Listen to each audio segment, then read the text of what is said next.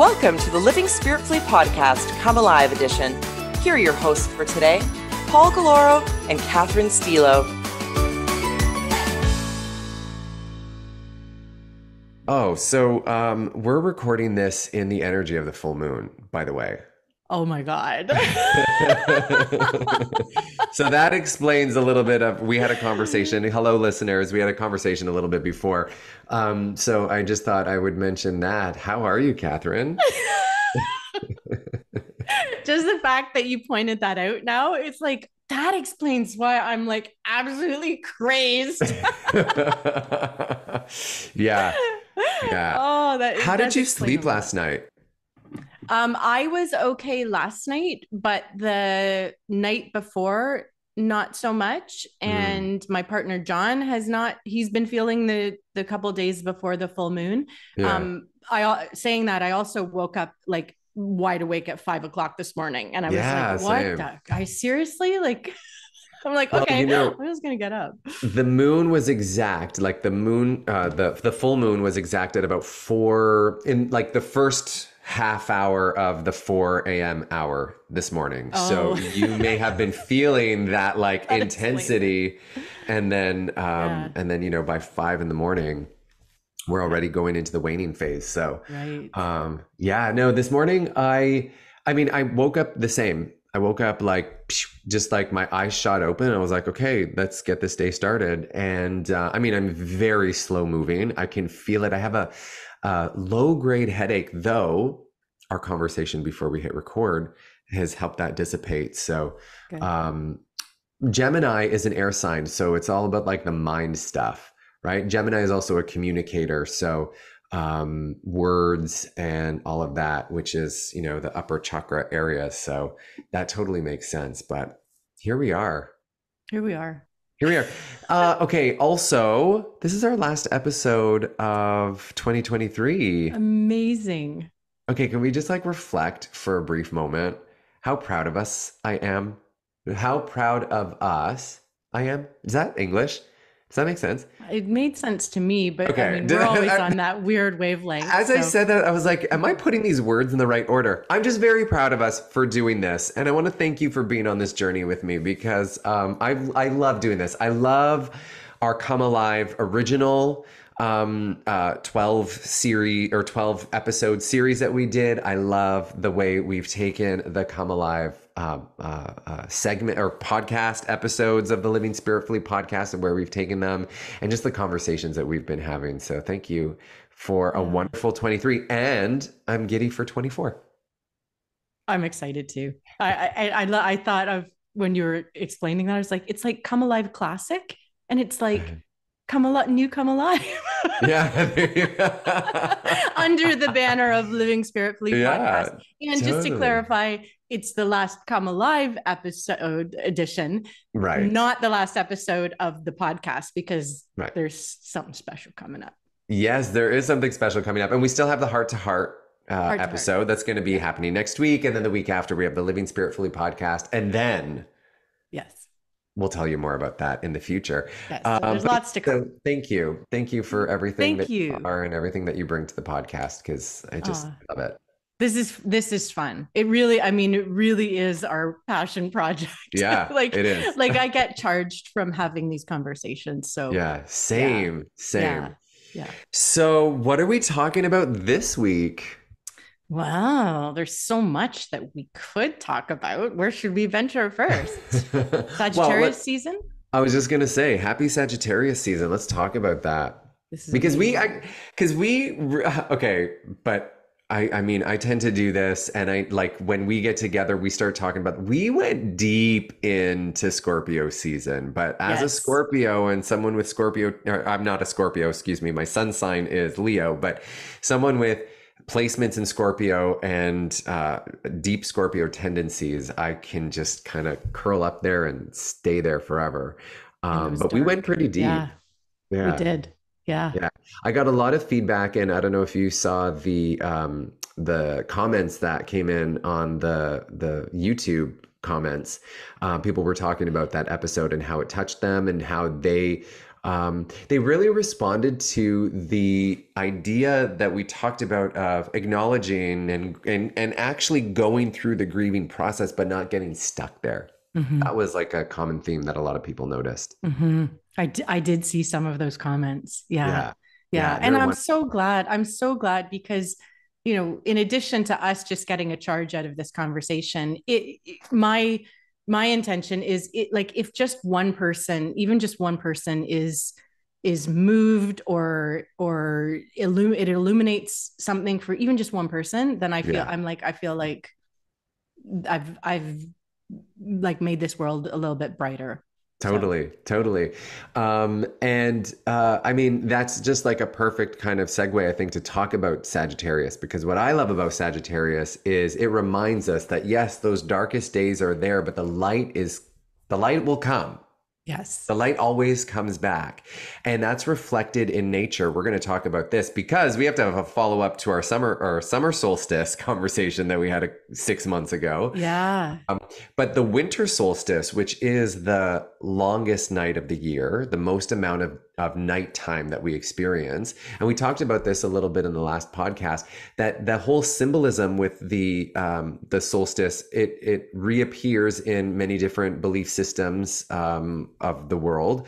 But this idea that the sun, it's at the lowest point in the horizon for us here in the Northern Hemisphere. So back in the day, I'm talking, ancient times, they looked at that as the death of the sun, but then there was also always the rebirth part that comes. And this is why, Christmas time, we decorate trees. This comes from the pagan tradition of decorating things to look beautiful and bright in the dead of winter kind of stuff. So Sagittarius, I just really love that it is that reminder of hope and optimism. And the Sagittarius archetype is very optimistic and enthusiastic. And it's a fire sign, right? Like you and I, Leos, that fire is like crackling, and it's because Sagittarius is also a mutable sign, it's that transformative fire. So it can go from what it needs to be into the next thing, which is,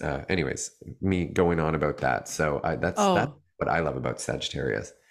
Oh, what I love. So first of all, I'm like totally feeling the full moon energy.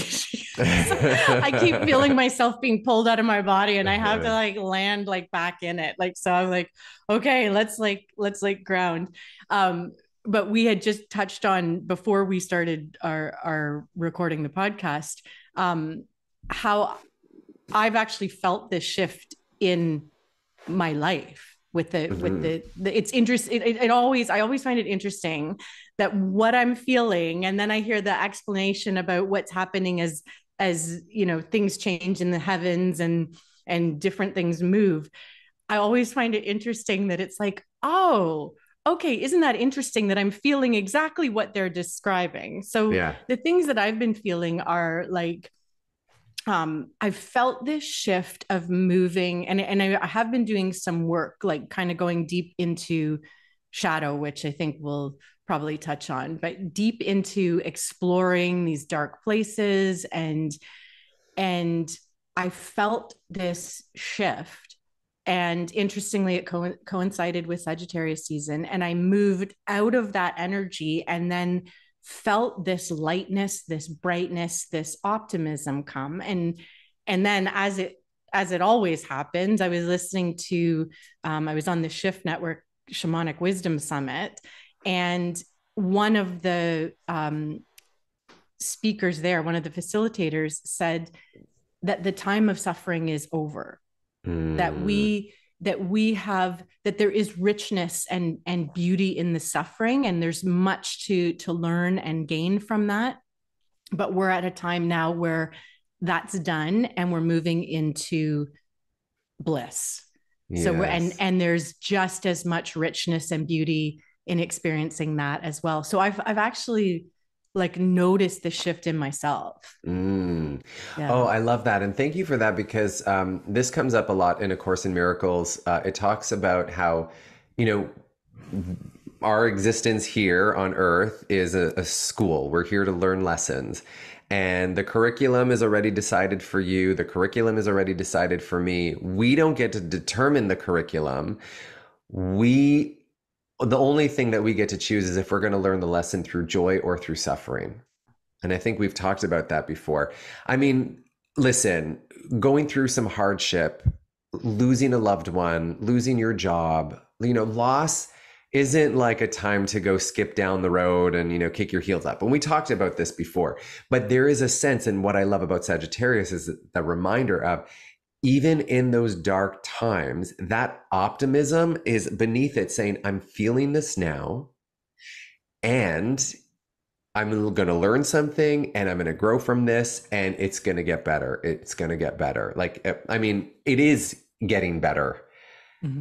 That's what I love about that. And I love that, where you're saying we're shifting out of that suffering and into this place of bliss and joy, because that's really the truth of who we are. We talk about this all the time. How do you come alive?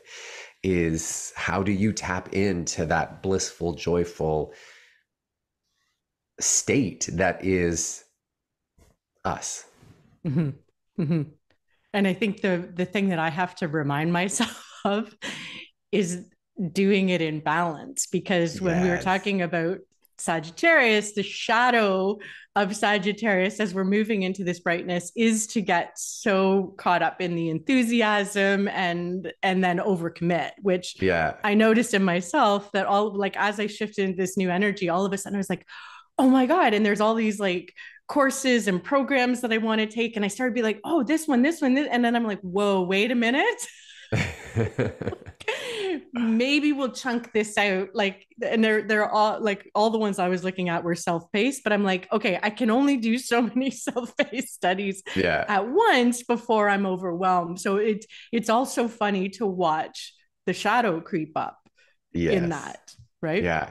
It's as you're talking, this came to me because with Scorpio, and even if we look at nature, what's happening, that's the death period. That's the things where, okay, everything's coming down. We're going now into the earth. And Sagittarius, I see as the reminder of, okay, keep that optimism, keep that hope, keep that fire, keep that light in the darkness, because then we're going to get into Capricorn season. I don't want to get too ahead of ourselves, but Capricorn season is, okay, now let's get to work. Right? Capricorn is now, let's set the structure. You had all these wonderful ideas. Sagittarius, the archer is the imagery used. The archer goes out into the world, loves adventure, seeks new horizons, is looking for that new thing, right? So Scorpio tells us, okay, everything dies, but keep that hope, that optimism. All these ideas are going to flood to us. And then Capricorn's going to say, okay, let's get to work. That goatfish that's the imagery of Capricorn. That goatfish says, all right, we want to get to the top of this mountain for the highest vantage point of what we can see and what we want to see in life. So it's like, yes, have that optimism, but we're going to get to work soon. So just know that that's coming. And what you said there just kind of made me remember that all these ideas are going to flood to us, and then we're going to sit down and we're going to organize them, and we're going to create some structure so that in the next little year, and especially in a few months when things start to come to life again, the seeds that we're getting ready to plant, we start to prepare that now. Now, let me ask you this question. How does that, so you as a farmer with permaculture and everything, is there a parallel between like, are you guys starting to think, ooh, what are we going to plant in our garden next year? Or what are we going to, do you know what I'm saying? Oh, totally. So yes, there is a time where we start to think, what are we going to do next year? I watch being so close to the land and in harmony with what's going on, really watching the wind is changing and all these different shifts. We really find at this time of year, because we've just come out of harvest, which is intense. And then we move right from harvest into winterizing, where we're pulling in all the things that can't be outside and freeze. And so there's this real like it's funny how the cycles go in like terms of like full on and then like ease off and then full on, and then we're in that ease off, and we're really looking forward to this period where it's like the hibernation. So we go into hibernation, we curl up, we rest, we do all those things that we didn't get to do when things needed immediate attention, because it's I find that this life is different. Like, it's not like you can put something off if it needs to be done. If the fence where the chickens are broke, like that is what you're doing that day, because it can't wait. If something is ripe and needs to be harvested, it cannot wait, because the next day it's not going to be at the same place. There's a potential that you have losses. So it really needs attention right away. So it takes, that's why then I love this period where it's like, ooh, now there's like nothing to do because the weather starts to set in. We really can't do anything outside. And so it is that period to really hibernate and go into rest and renewal for ourselves. Mm-hmm. And then after, like, after we kind of notice it around, maybe I'm thinking mid-January, it creeps in, like cabin fever starts creeping. We're like, oh my God, like, okay, I'm like just so done with like holding up and hibernating. And that's when we start to go, okay, what are we going to plant now? What is it going to look like for that? And that's when we start to move into that. So what I'm hearing is, it's not like the timing isn't exact, but the pattern is still there, because they're like that. To me, that hibernation is that going in, is like there is the transformative part in there. Although you're not dying, there's not like a big change. You are going inward, and Scorpio is an inward sign. So that's happening. And then it gets to the point where you're like, okay, it's time to start thinking about what is going to happen next. And even though that happens outside of Sagittarius season, that's the thing. Just like with Ayurveda, how Kapha, Vata, Pitta, those three elements exist in everything all the time, everywhere. Yes. It's the same with astrology. Sagittarius, that energy still exists all year round. Whether the sun was in Sagittarius when you were born or not, that archetype still exists with you in some way. Some of us it's easy to tap into, some of us it's not. So it's beautiful to me that pattern still exists in everything. It just is different timing. Yeah. Oh, it's such a beauty when we harmonize with the rhythms, whether it's the earth rhythms or the astrological rhythms. Like, it really brings a new richness to life. And do you want to talk about retrograde, Mercury retrograde coming up? Because speaking of harmonizing with, God. Okay. I was just thinking that. I was like, while you were talking, I'm like, let me see what she's going to say so I can segue into retrograde. And then what do you say? You just basically did it. Yes, let's talk about that. Because, right now, the time that we're recording this, but also the time that it comes out, we are 1 week away from Mercury retrograde happening. And the fact that we are talking about this in the Gemini full moon, Gemini is ruled by Mercury. So we've got the Mercury influence in this period of time that we're in right now. But we're in the pre-shadow. So from the 25th of November up until, I don't know the exact date that Mercury goes retrograde. I think it's the 12th. Yes, you have it written here, the 12th. So from the 25th to the 12th, that's the pre-retrograde shadow. So this is the time to pay attention. You were talking about earlier, just like watching everything. This is the time to pay attention to your thoughts, pay attention to your communication, pay attention to your interactions, because anything that is off in this period may come up again and may be kind of foreshadowing us to see, like, what do I got to deal with? What do I got to work on? What do I got to revisit? What do I got to repair? What do I got to, release? All of these kind of things in those last couple of weeks of 2023, because Mercury will go direct, I think the 31st or the 1st is around like at the turn of the calendar year. So it's a beautiful way to kind of like end the year reflecting so that we can start moving forward once we flip the calendar. Did you see the light bulb just go on in my face when I you did. started Tell me talking? everything. So just reflecting back on what we were talking about before we got on the podcast, when we're in pre-shadow, it's not surprising that something that was coming up for me is something from the past that I haven't really fully, completely dealt with or released or whatever. I was like, oh, that's why that's coming up. Yeah.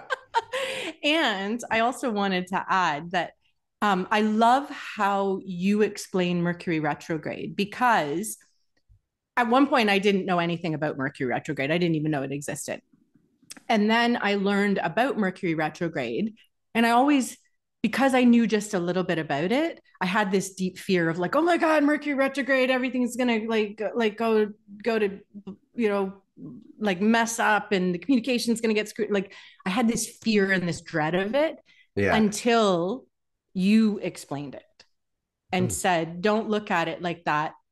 Look at it as a pattern disruptor. Look at it as an opportunity to look at those things from the past that are coming up and to revisit them from the new person that you are now. And that's when I was like, I actually welcome retrograde, because I'm like, okay, this is going to give me the chance, because I know, well, and yet I still get surprised by it because here I am going, did you see the light bulb come on? So I still got surprised by it. But now that I reframe it, it's like, okay, that's coming up. So I can look at it again so that I have an opportunity to disrupt that pattern and to step into the new me.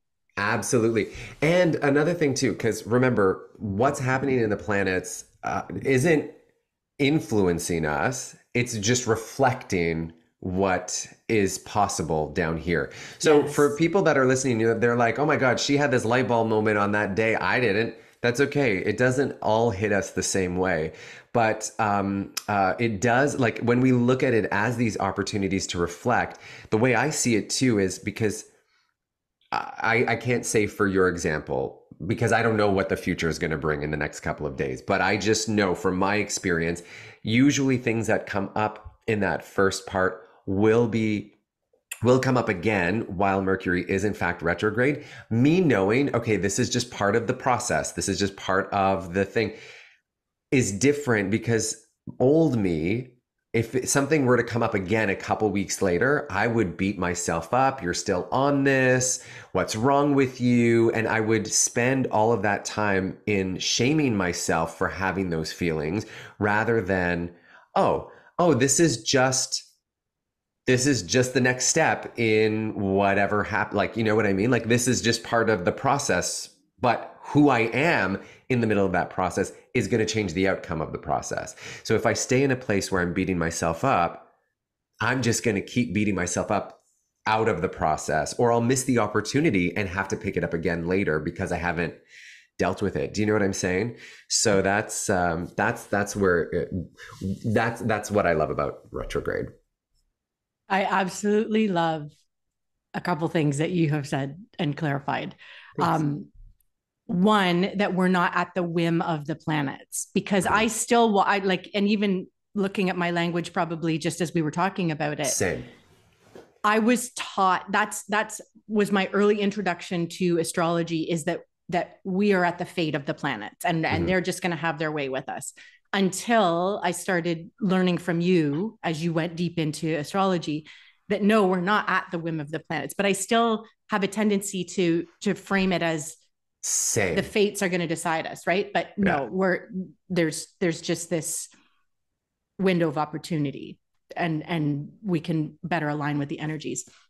And then the other thing that I love that you mentioned is about the beating the self up, right? Because I mean, I don't know if it's my upbringing or my heritage or whatever, but I have that tendency to, all of it. Come on. It's all of it. I have that tendency to beat myself up. Oh my God, Catherine, you like, how much work have you done on yourself? How many courses have you taken? And you're still like, blah, blah, blah. And you're not past this and blah. Like, so I do have that tendency as well. And it reminded me of something that I heard on a podcast, and I can't remember the guest, but it was the Deja Blue podcast. But she said, look at that. When that happens, don't go into shame and beating the self up. Go into looking at it as either like a misbehaving puppy or like a misbehaving child, and it's like, oh, it's so cute, look at you doing that again, oh look, I caught you, isn't that cute, right? Like even when puppies misbehave, it is like somewhat cute. Like I always found it adorable, even though it was like somewhat irritating at the same time. But it was like when I started to reframe it as don't beat the self up, just go, oh look, aren't you cute, look at you doing that again, I caught you, like so that was a whole different way of looking at it. And also I want to say, because sometimes I catch myself too using that old language, I very similar about the planets are making this happen, and it's like yes and no, it's more just like a reflection of what's happening. And then also the way I see it is like that's the weather. Like the planetary alignment is right now. Oh my, like literally I'm looking out my window. It's snowing right now. That's not changing my interaction with you, but it's happening now. If we were having this conversation outside in the snowstorm, the conversation would be different.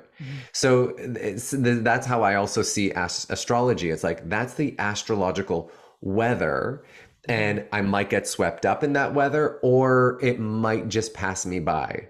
Right. So again, it's like, it's this energetic happening, but I still get to decide if I'm going out to dance in the rain or if I'm going to cry about it. Yeah. Do you know what I'm saying? I do. Or if it even affects me, because maybe it's snowing where I am. Maybe it's not snowing where you are. It's bright and sunny. Like, I don't know if you just saw that shift of light. The sun is like shining right through.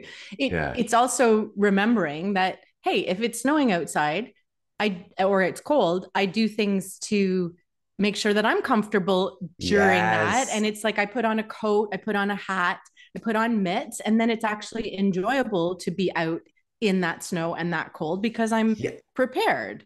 Right. Yes. Yeah. That to me, that's exactly it. Yeah. So if I'm not prepared, if I go outside in a bikini, well, I wouldn't be in a bikini. I'd be naked. I would love to see that. But if I went outside naked, I'm gonna have a different.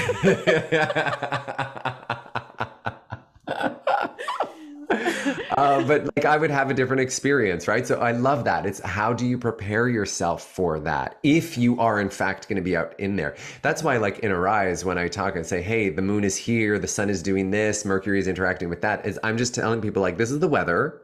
When you go out and have your interactions, just be mindful of that. Mercury's retrograde.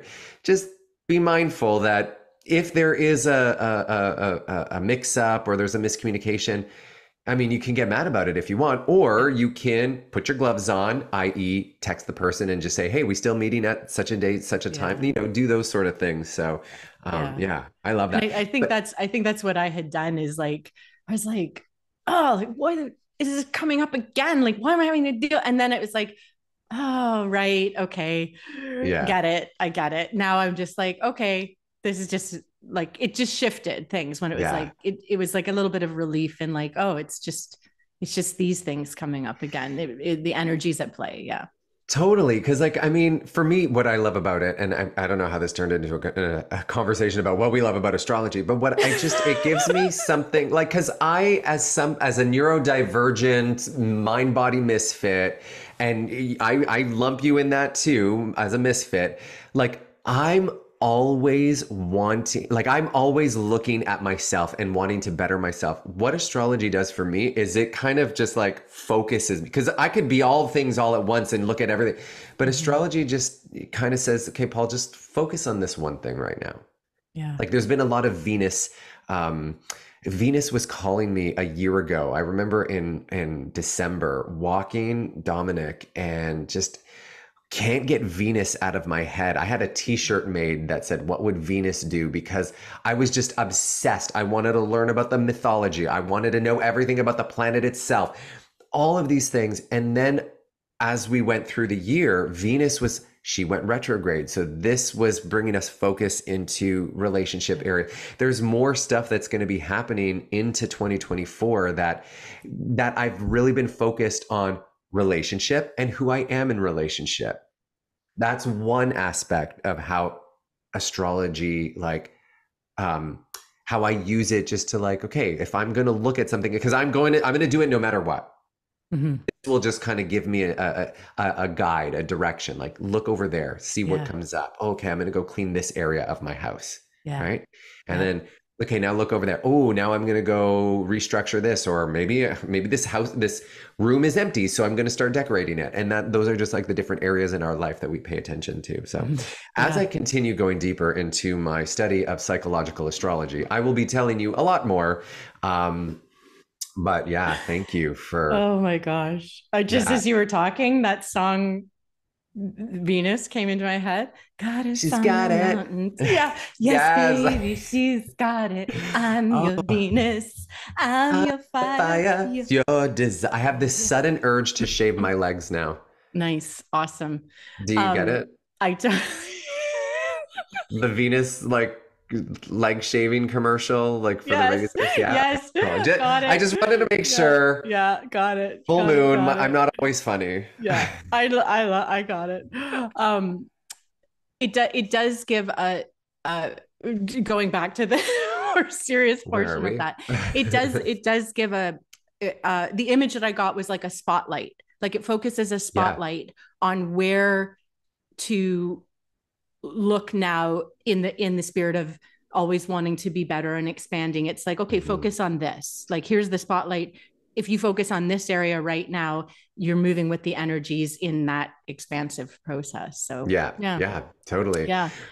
Another thing that came to mind as we're talking about clarifying kind of things that we thought about astrology, things that we thought before we learned and then used it in a better way, the shadow, and it has to do with focusing light on things, right? So like shadow work, and especially as we move into solstice, and we're going into the dark, to not be afraid of that, not be afraid of looking at the shadow. And I admit personally myself have been very reluctant.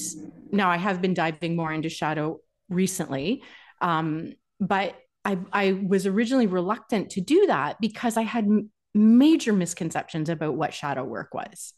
And because of the very term shadow work, it conjured up this like dark, almost sinister place that I like, whoa, man, I didn't want to go because like demons lurk there. And God, what am I conjuring when I do shadow work? And I recently, watched a video, and I think it might even be worth it to put the link in the 1,000%. Yeah. I watched this video on YouTube that clarified that no, hey, this shadow work is looking at any aspect of ourselves that we are unaware of. And it can even be positive. Like I didn't realize that a shadow can actually be something positive. And while we have more of a tendency to hide negative, what we label negative aspects of ourselves, but again, nothing is negative. It's only to be worked through. You can also hide positive aspects because of what stories I was told as a child. And now that I think about it, I'll give a concrete example. It's like, when I was a child, I was told that I was too much, I was too loud, I was too expressive. To get the love in my family, I had to be the good girl and quiet and just follow along. That got programmed into me. Then I went into corporate, and it was the same thing. It's like, you're too expressive, you're too much, you can't show that much emotion, you can't be that dramatic, like you've got to contain it. And at different points along the way, that got programmed in. Well, oh my God, that's a positive aspect of myself, my expressiveness. And I even remember somebody giving me feedback that I was insincere. But I'm like, but I'm just expressive. That's my nature, is to be expressive. And I'm, and I did actually appreciate that, because I didn't realize that it could be perceived as insincere, because I'm like, I'm just being me from my heart. Yeah. So that was a good piece of feedback, because I'm like, well, I definitely don't want to be insincere, nor did I ever think that I was, but it was something to look at. But it's also, so this was all the whole point about what shadow work actually is. It's looking at those aspects of ourselves that we have put into the shadow, whatever traits those are, whether they're the, you know, ones that are sadness, anger, and repressing those, or they can also be repressing our own joy and our own pleasure because we're deemed too much and too dramatic, right? So this was hugely eye-opening, and I'm so grateful as we go into solstice and examining all this that I now am aware of that, and I'm like, wow, I can really use this to my advantage. Yeah, for sure. You know, in astrology, the moon is very reflective of the shadow because the moon represents our unconscious. So the sun is our conscious awareness, moon is unconscious.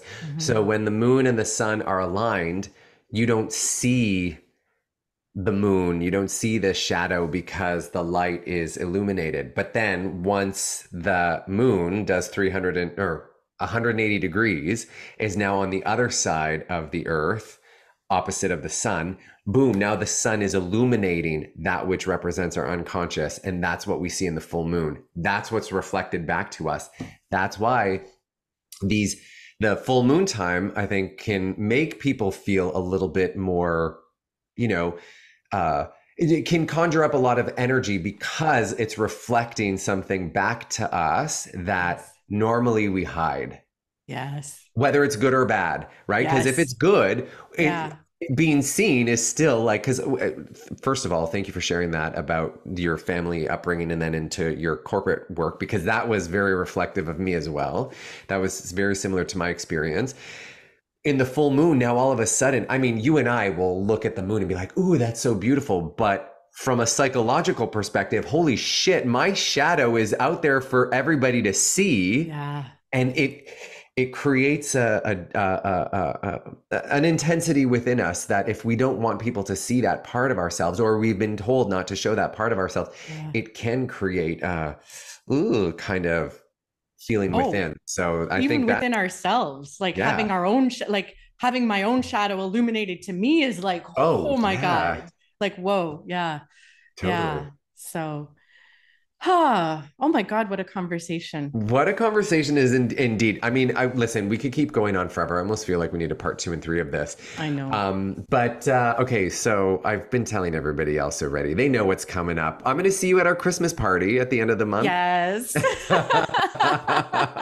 Good. You're coming by. Bring some tea. We're just going to have a chat. We're going to reflect. And, you know, it will be after the solstice. So we can talk a little bit more about that. But really just brief, because, I mean, the solstice is going to happen when this is released. I think it's a week or two after, 2 weeks after. So really quick, any kind of ritual or ceremony that you're going to be doing for solstice this year? Oh, I love simple ritual, like just the lighting of a candle and the reflecting on the year that's passed, and giving gratitude for so many things, kind of a list of like 50 things that I am in gratitude and appreciation for. And then a little bit of like peeking ahead, but I kind of save that. So yeah. How about you? Yeah. Well, you know, I normally do a lights out kind of situation from sundown to sunrise. No lights, no electronics, etc. But last year I did on the Wednesday night, last year, the solstice was on a Wednesday and I was teaching on a Wednesday. So I did I called it a midwinter's night, or a midwinter's light. And it was a chakra dance party, basically. And so now my class this year has moved to my Wednesday night class is now on Thursdays.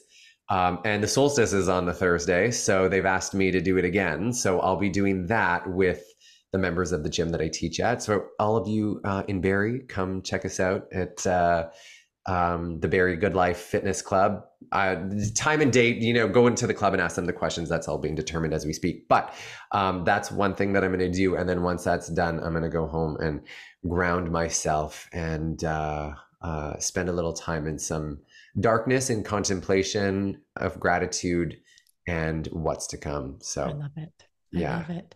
Yeah. And since it is our last Come Alive edition episode, I'm going to ask you a question.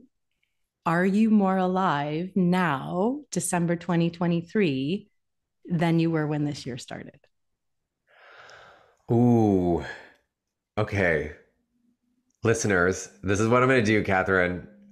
Can I reflect on that? And can we talk about that when we get together on for our thing? Because in a short answer, yes.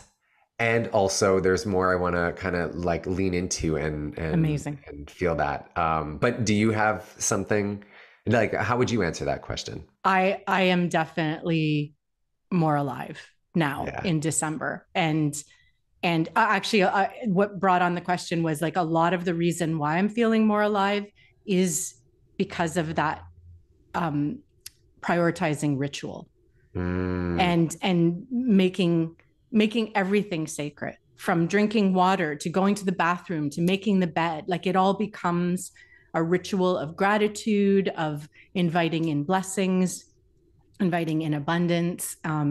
Clearing my energy field has been a big one for me. Okay. And I learned this. I'm just going to give a shout out to somebody that I've been working with, my spiritual mentor, Jen Abra, in the it's called Spirit School of Mediumship and Psychic Development. So Jen has been like just amazing in really emphasizing consistency of practice and always being in that space. So anyway, she reminded me about the clearing of the energy field. And I was like, oh my God, we get taught to wash our face and brush our teeth at least twice a day. But only people like Jen teach you, hey, you know what? You need to clear your energy field. And like my parents didn't teach me that. Like I didn't get taught that in school. Like it's not commonly taught. And since I've been doing it, I've actually been doing it like morning and bedtime. And then sometimes in the day, if I just feel like, oh, like it just feels like I need clearing, I'll throw in another one. But I try to consistently twice a day. And that, I can't tell you what a difference that has made in feeling alive and feeling clear and feeling like a more open channel. Oh, I can definitely see that, because like cleaning away all of that energetic debris will have a completely different like effect on you overall. So thank you for that reminder, because that's something that I haven't really done in the last little while, is clean my energy field. But listeners, I saved this because I'd like to put this out to all of you. Let us know, do you feel more alive now than you did in December 22? So reflect over the last 12 months. Do you feel more alive now? Send us an email. All of that contact stuff is going to be in the show's notes. Or if you're listening to this on Spotify, go to the "What do you think of this episode" area. You can respond there. Or if you're listening to this or watching this on the YouTube, just throw it in the comment section if you feel comfortable, or send either myself or Catherine a direct message. And we'd love to know. And then Catherine will share I'll share anything that has come through when I meet you again for our Christmas year-end amazing heart to heart. Because I love this question, and I want to say yes, and I want to reflect on why that is. And in those comments, I would really love to hear from people is, what's the answer? And then a qualification as to why, or what things have you been incorporating in order to help that? Because it's like, I was like, oh, that's like, I'll incorporate that too. It's all about like, when one of us comes alive, we all come alive. All of us come alive, and that's really where we're headed. So yes. Oh my gosh, I love that. Thank you for such a great episode, and I honestly feel completely different now than when we first got on this call. So me too. Thank you so much. I love you. Listeners, check out the show's notes. Catherine has the link in there for that video that she was talking about, plus all the ways that you can get in touch with us. We would love to know how you're feeling, if you're feeling more alive now than you did 12 months ago. And we'll see you all again. We got Jill Hewlett on the show next week. I'm having a heart to heart with Jill, all about brain fitness. And then the week after that, we will be back with our correspondence for more Living Spiritfully podcast. But until then, Catherine, take us home. Remember, we are meant to thrive. How do you come alive?